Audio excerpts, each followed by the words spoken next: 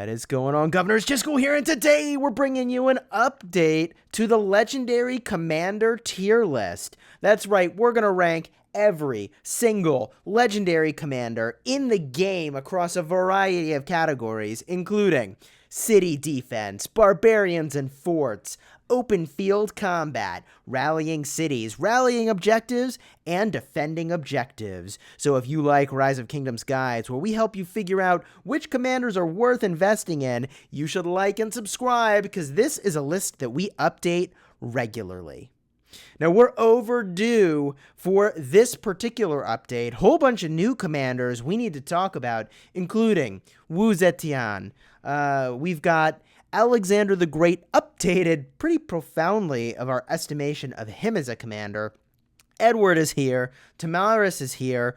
Ton to talk about. Now, before we get into the ratings, we need to talk about the scale that we use. The scale goes as follows. At the very highest, we've got S tier. It stands for Supremely Awesome. It stands for Supremely Awesome. This is the highest tier. It is super powerful. Below that, we've got A, then B, then C, and there are no legendaries that drop below a C rating in any of these categories that we're going to go and evaluate. Now, we use the plus and the minus to kind of show which commanders are a little bit better or a little less impressive within each of those divisions, although they're all pretty gosh darn close to each other. And in general, we only have one commander for each category that we list as S+, the literal very best in the game, in our opinion, for that particular role. Now, sometimes that means it's the primary commander. Sometimes that means they're the secondary commander. We're kind of making some assumptions here for optimal conditions within each of these bandings and each of these ratings.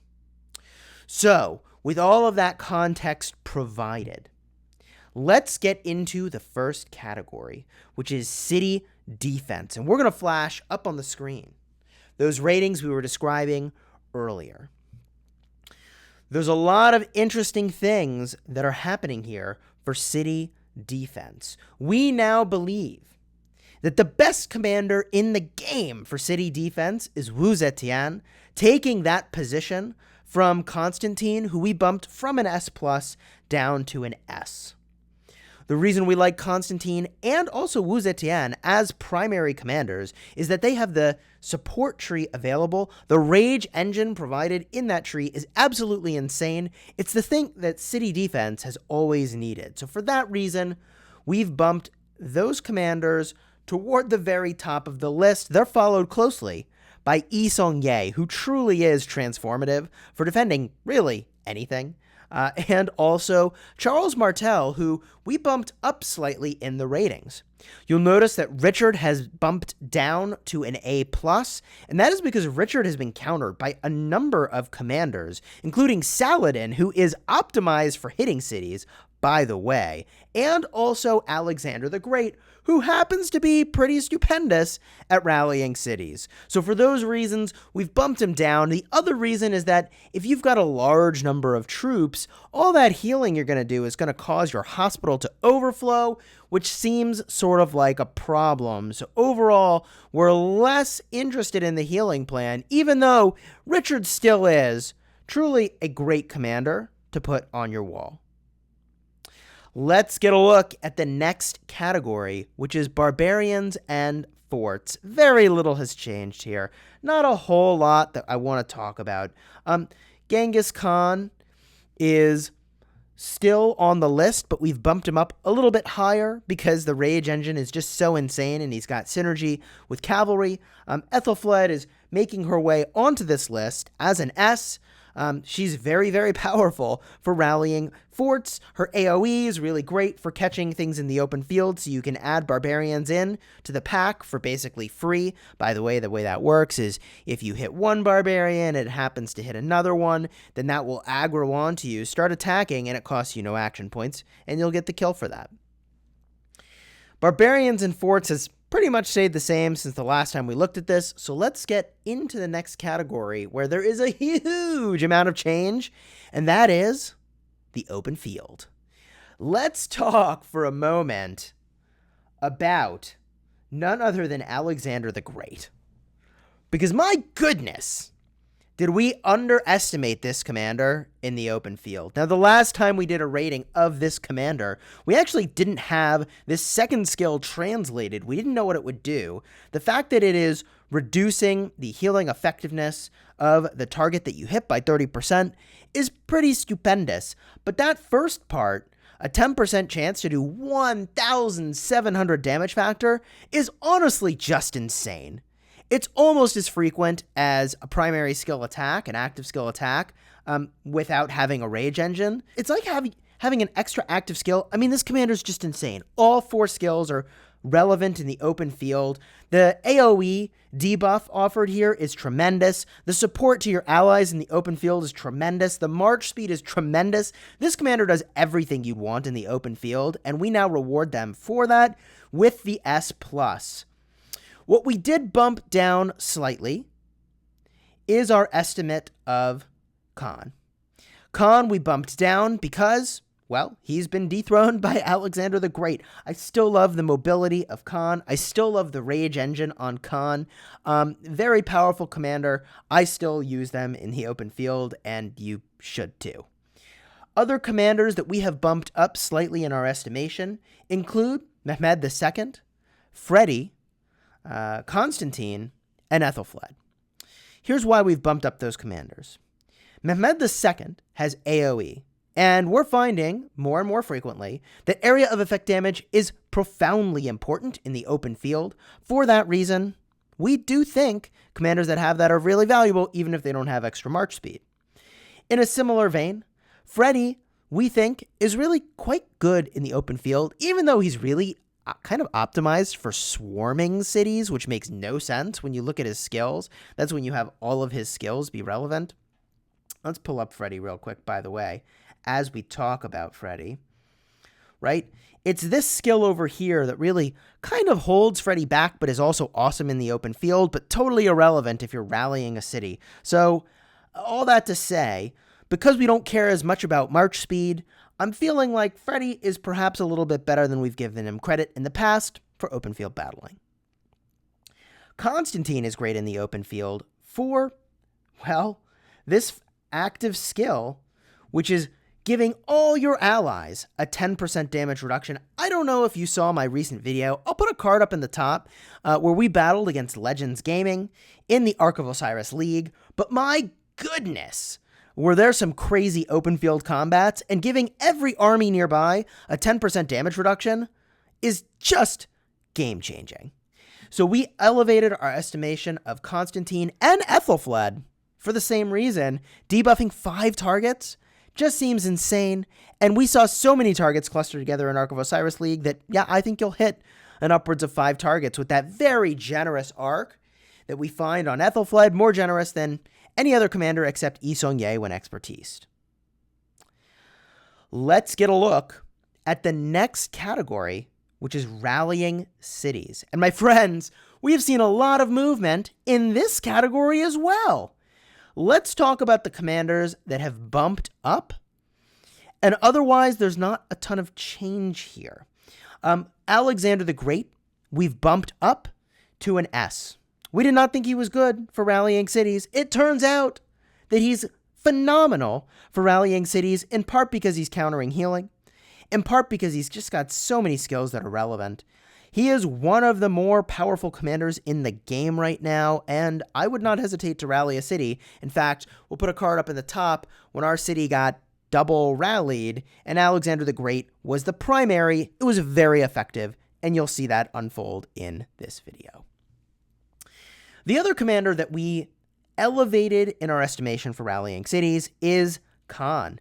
Khan can serve as the primary for a number of powerful commanders, including Mehmed II, because you are going to be firing off the active skill so frequently, you're going to get a ton of value from the huge damage that Mehmed will do as the secondary in that configuration. For that reason, and because we think that rage engine is so powerful, we upped Khan to an A-, and he honestly might even be S tier. He's certainly extremely powerful with the right commander to back him up. Otherwise, things look about as expected here. I have a feeling that Edward could be pretty good for rallying cities. Tamaris is also really good at rallying cities. That is because Tamaris, if we pull up her skills, she's actually got a skill over here dedicated to that activity. So I actually think she'd be quite strong in that capacity, possibly with Edward as the primary. Let's move on to the next category, which is rallying objectives. Now, objectives include flags, forts, passes, holy sites, including structures in Ark of Osiris. And we have had a ton of movement in this category based on our observations in Ark of Osiris League and in Kingdom versus Kingdom. Let's talk about the commanders that have improved profoundly in my estimation of their effectiveness. And the first one is Alexander the Great. This commander is insane. They are insanely strong. So many of their skills are relevant for all the reasons that we were describing. And if you're rallying something and you've got some allies nearby, you put a shield on them. You reduce the effectiveness of any enemies that are trying to swarm you. I love this commander right now, and I think it is arguably the most powerful commander in the game, with possibly the Edward Tamaris combo being a combo that will beat it. We just don't know yet. We're still speculating on that. Now, a commander that we also increased our estimation of is Saladin, bumping from an A+ to an S-.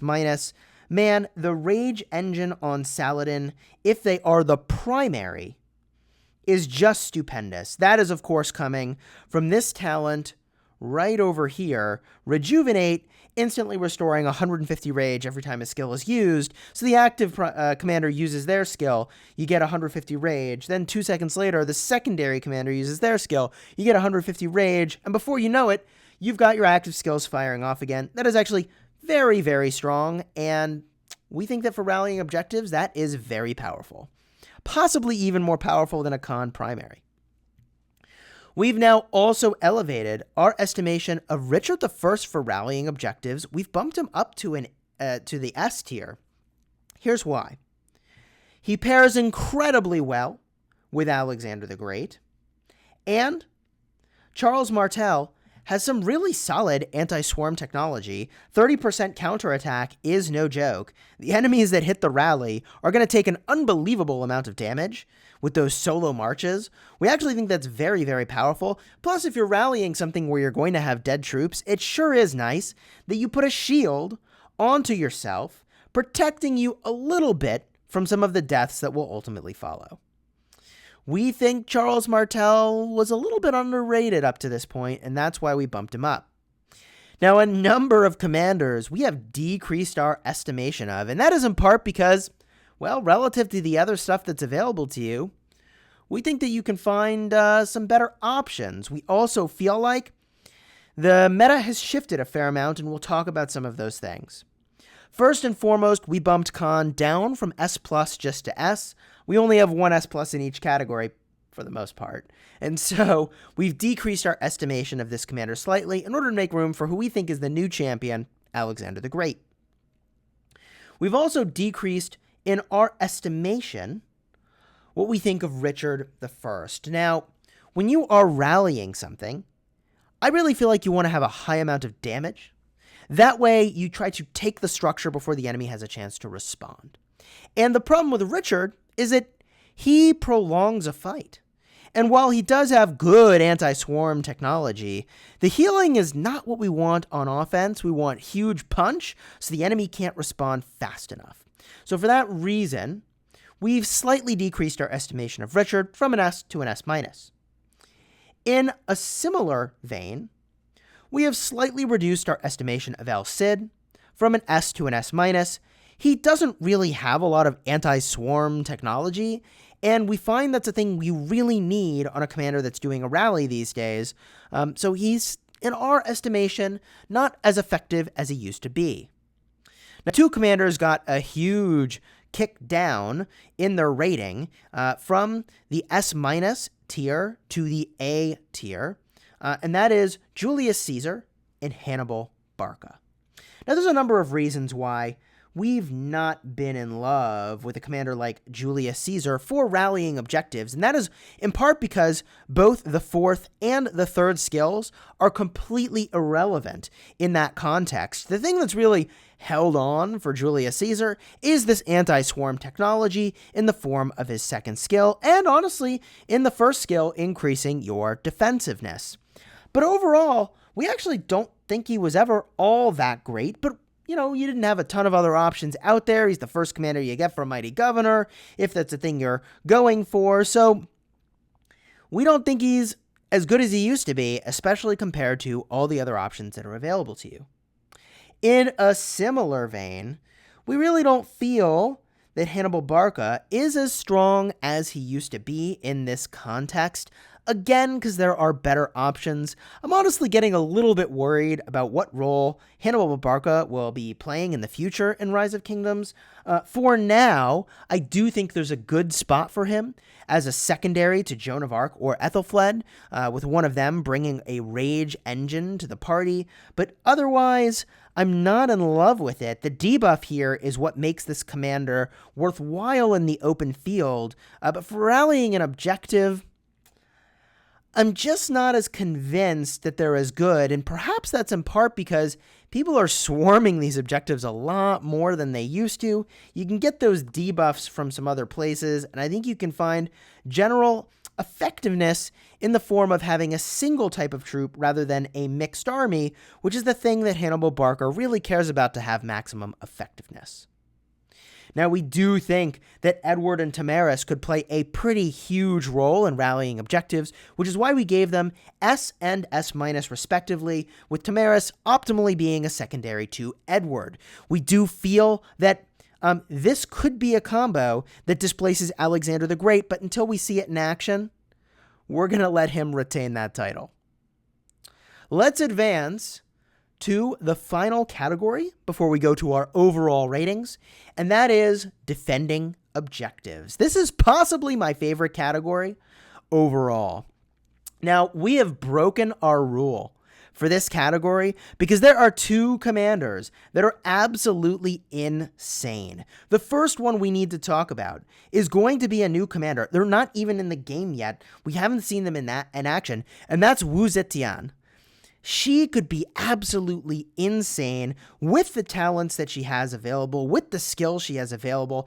She's got the support tree, which means she has a rage engine. That's a thing that these defenses have always needed, and multiple of these skills apply to the garrison. Now, I reached out to my contacts at Lilith, and I said, hey, we need some clarity here on how the garrison works. And regardless of how we came to understand garrison functionality to work differently, which it might have for quite some time. In fact, I'm pretty sure it did. At some point, these talents and skills did, in fact, either start to apply or do apply. They do now. I guess this is all that really matters. Garrison applies to flags, to forts, and to holy sites, and to passes, not just cities. So this commander, in my opinion, will be one of the very best in the game, hands down, for defending objectives in the future. Truly a crucial commander. At the same time,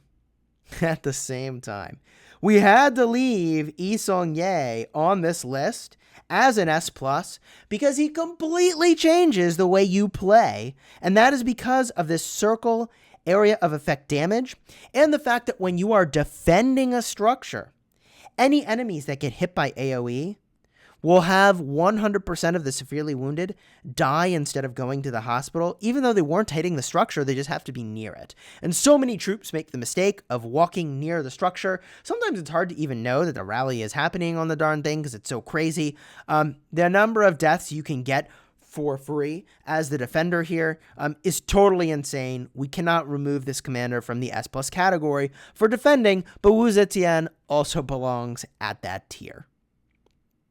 Now, let's talk about the one and only commander we've increased our estimation of, and that is Charles Martel. Now, because the garrison abilities, including skills and talents, apply to flags and forts and holy sites and passes, that means that nowhere to turn and impregnable should apply in that context, and a build like the one we're showing here allows you to bring infantry if you want. We like the pairing of Charles Martel with Yi Song-ye, which allows you to bring archers or infantry. Both are honestly fine. We've elevated our estimation of Charles Martel to be really quite high, along with, if you can believe it, possibly Edward. Possibly Edward could be really quite strong in this context as well. He does a huge amount of damage. When he's 70% strength or higher, you're going to get an extra damage boost at the start of the fight. There is a counterattack elevation that takes place here for a full 4 seconds. This commander could be very, very good against a rally, especially if it's just one rally and you have a commander like Yi Song-ye as the secondary. That will make it so that the enemy cannot approach the structure for fear of getting hit by the AoE. They can't swarm it, which is really quite strong. And the amount of damage that Edward does to a rally with his first skill, I mean, all of the stat itemization here is going toward doing huge damage to a single target. Edward could be very powerful in this context. We don't know, but we're betting he will be. We're betting he will be. Tamaris we only put at an A+, because we feel she's a little better on offense than on defense. And maybe that's an underestimation. Maybe that's an underestimation. If you had her paired with Edward, and we do think that's what you'd want to do, the thing that she's offering that is advantageous if you're going to swarm the rally is that she will increase the skill damage taken by that rally, which seems really quite strong. So if you pair with Edward, that target's going to be taking an upwards of 45% additional skill damage from every army that's hitting it. That seems good. Of course, that's going to be stacking up over the course of all these normal attacks over 15 seconds, but you get the idea. It could be very strong. Now, a number of commanders we've actually decreased our estimation of for defending cities. That includes defending objectives. That includes Khan, who is good, but like you really have to have cavalry, and if somebody messes that up, you lose so much of the effectiveness of the garrison. We think they're fine, but not outstanding for defense, and compared to the other options, they were just a step below. We also lowered our estimation of Richard, although we love the tankiness that Richard is bringing, especially for defense. He is in many ways countered by Alexander the Great, who we think is one of the very best commanders in the game for rallying objectives. And so because Richard is a little bit countered by Alexander the Great, is definitely countered by Saladin as well, we've lowered our estimation of him at this moment in time in the meta.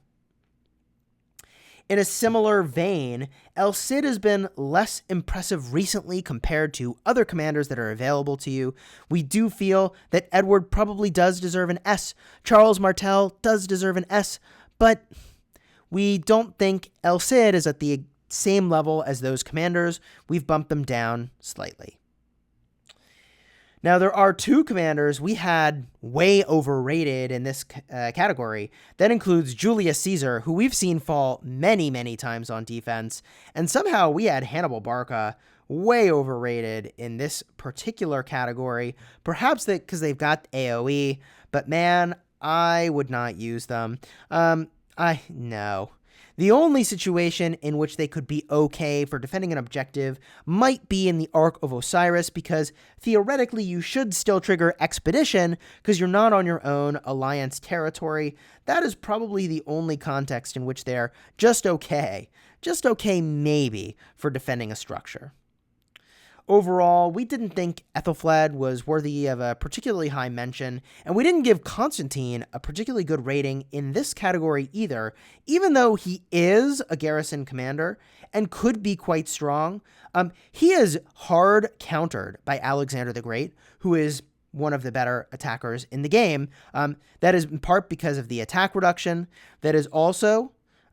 when I say because of the attack reduction, that's because Alexander the Great is immune to attack reduction, which is just insane. He's also got healing here, which, by the way, the effectiveness of that healing is also countered and reduced. I'm just less excited about this commander in a garrison capacity, overall because of all of the counters that are available. So with all of that said, let's get a look at the overall ratings. And spoiler alert, we've had them ordered in the overall rating the entire time that we've been walking through this. Up at the very top, elevated to the S tier, is Alexander the Great. We just think he's the best commander in the game right now for so many of the things that a powerful player would want to be doing, that, yes, they belong in that category. We've also elevated our estimation of Charles Martel, who was in the A tier. Now we've bumped him up to the S tier. There are a number of commanders that we bumped down, including Khan, Richard, El Cid, Julius Caesar, and Hannibal Barca. Many commanders did remain the same, and we put Zetian in at the S tier, along with Edward and Tamaris we put at S-. Ethel Flood we have as an A- because while she is a powerful commander, we're still waiting for clarification on how slows work on a structure. I would love to see whether or not that applies. If it does, then she's okay. But I just want to call attention to the fact that, like, yes, this skill is amazing. It is amazing. This second skill is a little bit lackluster, just reducing march speed. And I know the expertise gives you an extra 20% damage, but, like, that's just not... The synergy here is fine, but it's not that exciting. We do think this Fortress of Mercia skill is interesting, but again, not interesting enough to make her on the same tier as the other commanders that we put at A. That said, she does have a very niche role on the battlefield, especially for free-to-play players. You have an outsized impact on open field combats. If you just bring Ethel Flood and debuff the heck out of everybody, you can feel really good about that contribution, and she's actually quite strong there. It's possible we've underrated her at A+. P.S. One other thing I want to mention is that you really shouldn't pick one of these commanders based on their overall rating. You need to pick a commander based on the role that you play in the battlefield when you're thinking about which of these commanders you want to be investing in, right? So if you're the kind of player who is T5 pushing the limits, then you care more about rally leaders and defense captains. If you're more interested in the open field for just smashing stuff, then yeah, the commanders you pick will be slightly different. Use each of those ranked lists for the activity that you care about the most. Don't go off this general rating when you're picking which one to invest in. So my friends, I hope that you found this guide helpful. I recognize it's probably not perfect, but the good news is that we update this thing all the time. You can check it out, link in the description, to head your way over to this calculator and this set of tools that we make available anytime to folks who are interested. You can see what our latest thinking is. Even between videos here, we had this set of ratings up days before we actually put together and released this video. I'm eager for your thoughts down in the comments about our evaluation of all these commanders. How did we do? Who did we overrate? Who did we underrate? And who do you think will take the crown for S+ the next time we've got one of these reviews? Like and subscribe if you enjoyed this. And until next time, you have fun smashing the kingdom.